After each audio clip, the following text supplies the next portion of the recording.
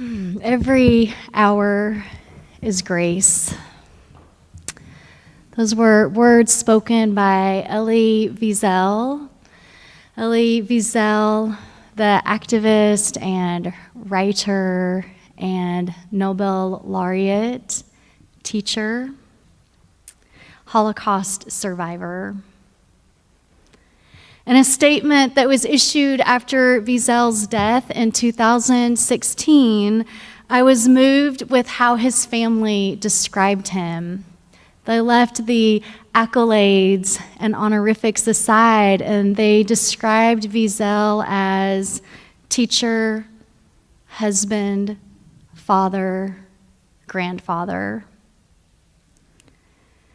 An important figure who influenced so many. He clearly was also immersed in just the very human day-to-day of life, nurturing and tending relationships, being really of and in our world.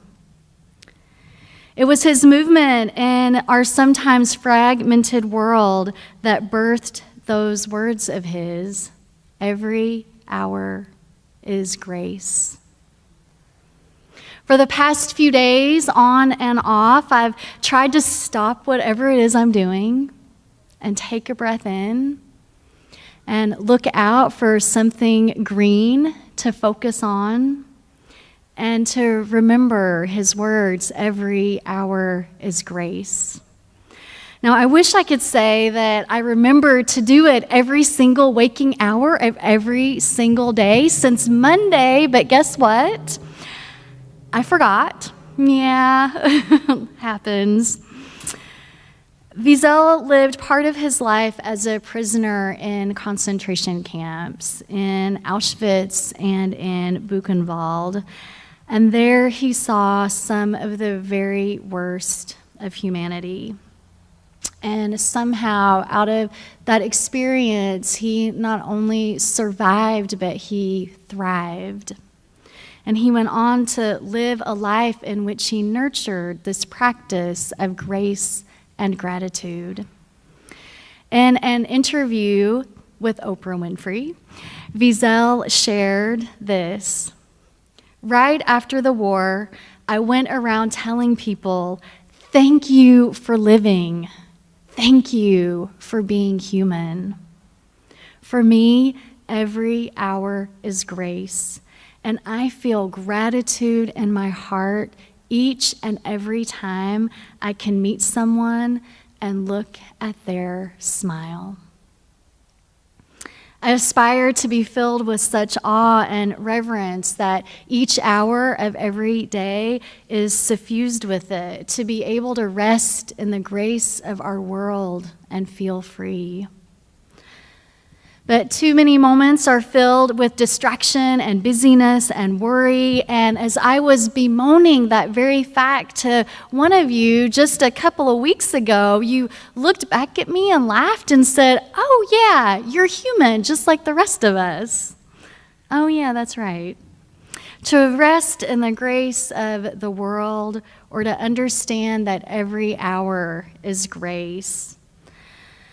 I wonder what that word grace means to you.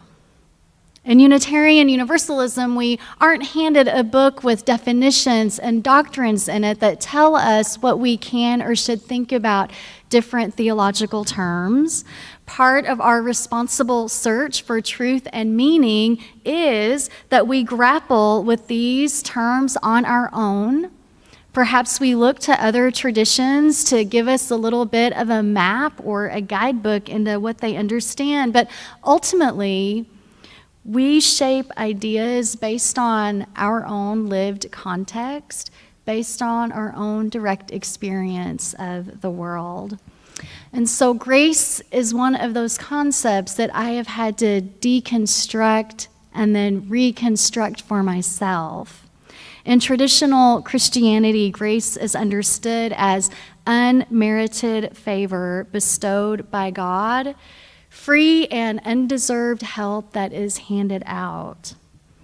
And a few years ago, when I was speaking to a friend of mine about the alcoholism that runs in my family and about 2 deaths in my family that resulted from this alcoholism, I shared a phrase that I'm sure many of you have heard, "Oh, but for the grace of God, there go I."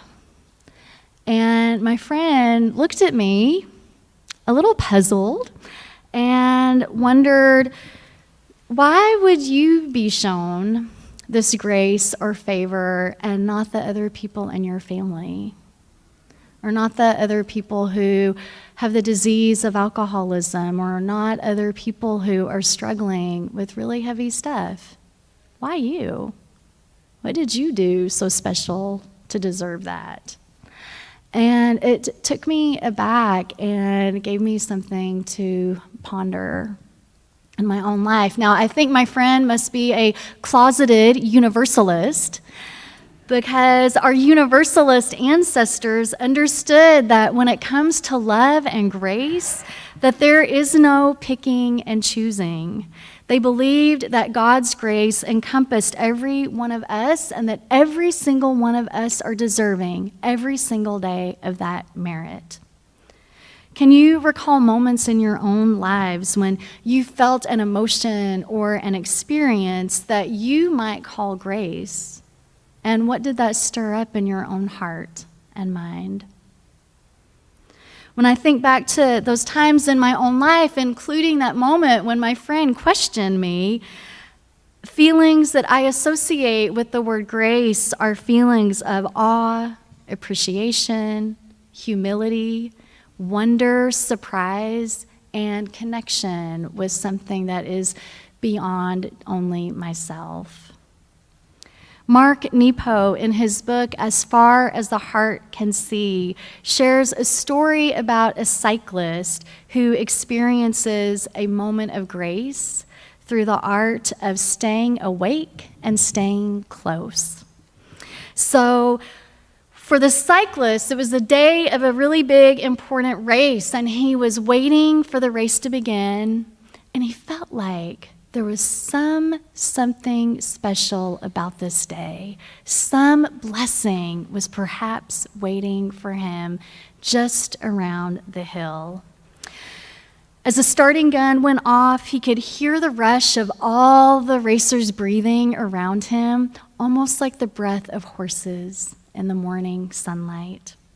He had trained for months. He had trained going up and down big, sloping, steep hills. He had those huge muscles on the back of his legs like only bicyclists have and that I only dream about having.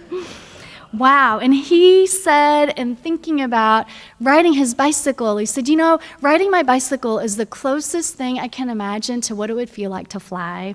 So on the second hill, he was off. The line behind him had thinned out, and soon he was far ahead of the pack. And he thought, I am going to win this race.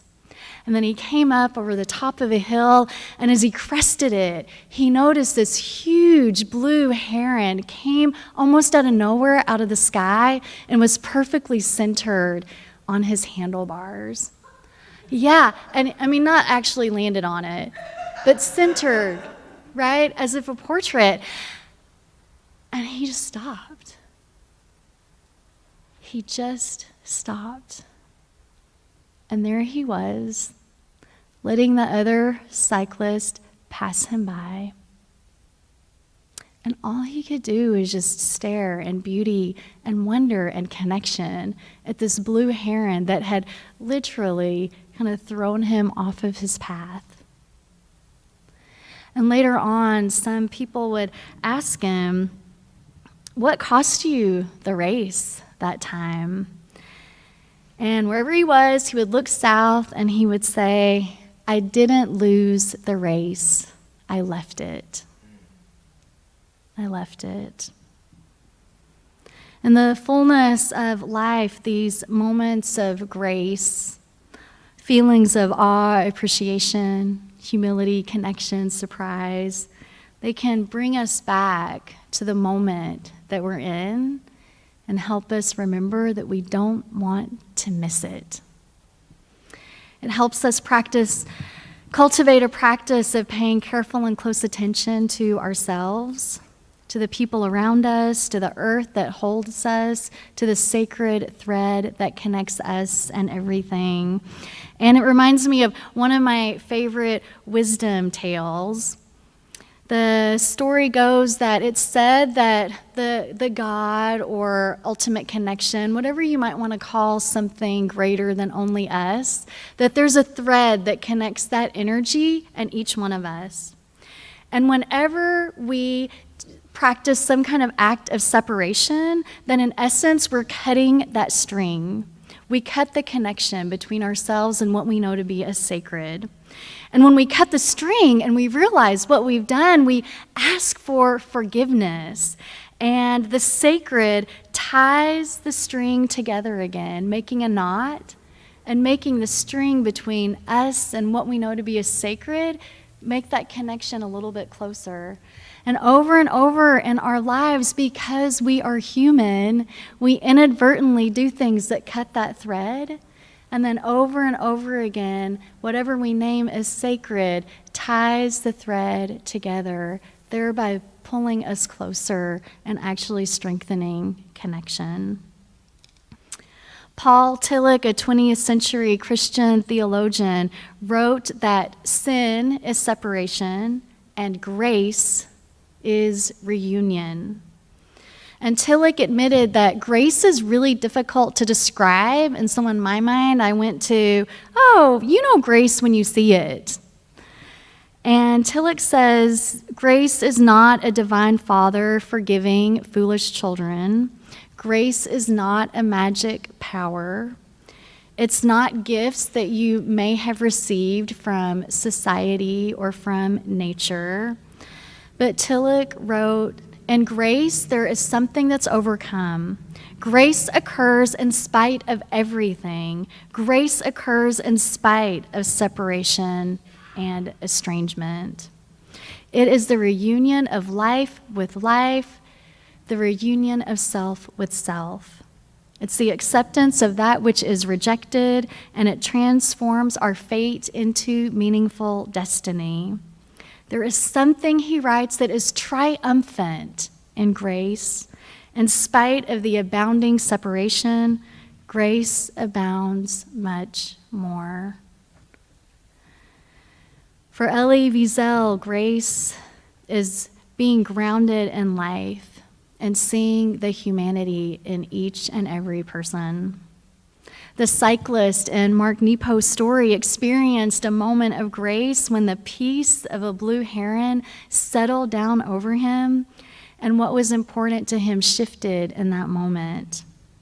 Paul Tillich writes that grace is the connection that comes after separation. It's the reunion of life with life, the reconciliation of self with self. Some of you shared with me in the past week ways that you have experienced grace as moments of connection. One of you shared that after years of being really angry with a person who had questioned your own ability to do a job, questioned your ability to do that job because you didn't have a PhD, and actually that questioning spurred this person on to not only get her undergraduate degree, but her master's, and then, yes, finally, her PhD. Gosh darn it, she's going to show that person that, right? She did. And that she ran into him. Just a few weeks ago, she realized that for over a decade, she'd been carrying this really intense anger. And she ran into him at a Democratic Party meeting, and for the first time was able to see the humanity in him and felt this overwhelming sense of forgiveness and real compassion for whatever it had been in his life that had caused him so much anger. And then someone else shared with me that, in the midst of last week when we came together here and noted the passing of our beloved longtime member, Marietta Shug, this member shared to me that as she noted the uncertainty of life, that for her doing just the very normal things was a touchstone, and being able to go out to lunch with a group of people from Troop last week sitting down for a meal with friends. That was the reminder she needed that life is okay and that connections do continue. And then in my own life this week, I felt that moment of grace when I actually looked out over some of the beautiful native plants in Troop Garden, and I noticed that the painted lady butterflies, you may know that they're in migration, yes. Here they were in our own beloved Troop Garden, dozens of them flying around and dancing, and the light glistening off of their beautiful, beautiful wings. There's about 1 billion of them coming through right now. And so that moment of seeing life continuing gave me a moment of grace. May each of you in the coming days take whatever time you need to breathe in and look for ways that you can welcome each hour as grace in your own lives. May it be so. May we feel the oneness of everything today and all days. We sing number 1052. Please rise as you're willing and able.